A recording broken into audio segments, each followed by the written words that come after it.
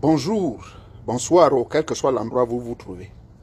Ah, il y a des gens, quand je fais mes vidéos, ils me disent, pourquoi tu te fais appeler ancien chrétien? Est-ce qu'il y a ancien chrétien et nouveau chrétien? Vous allez comprendre pourquoi ancien chrétien, mais parce que j'étais chrétien et j'ai abandonné.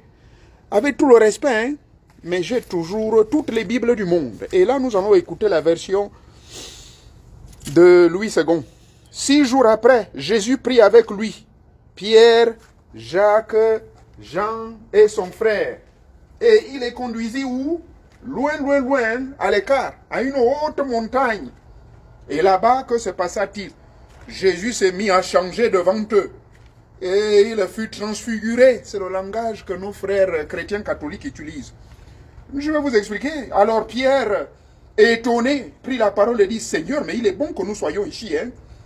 Et finalement, Jésus s'approcha d'eux, leur dit, n'ayez pas peur. Le verset 8, Jésus dit, il leur donna cet ordre, ne parlez à personne de ce que vous avez vu là. Fermez vos bouches. J'ai dit, c'est moi qui ai inventé ça. Ici, Jésus a fait quoi?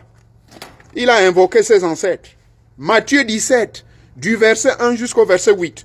Le verset 4 et 5 nous dit, Moïse, Élie ont apparu. Jésus conversa tranquillement avec eux.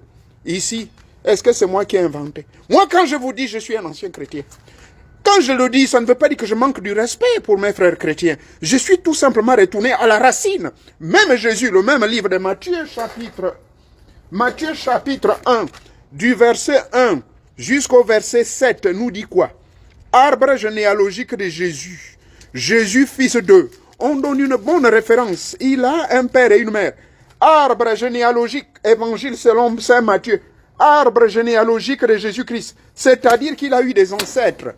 Et que ces ancêtres, il a appelé deux parmi eux, Moïse et Élie. Ils sont apparus, selon Matthieu chapitre 17, que vous pouvez vérifier chez vous, mes frères. Donc arrêtez de démoniser les gens.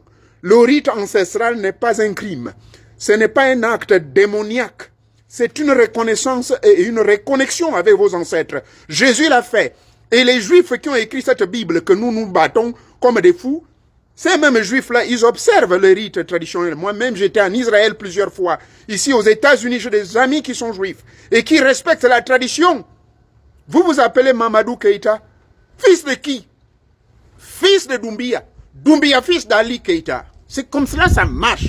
Ces gens-là ne sont pas morts. Les morts ne sont pas morts.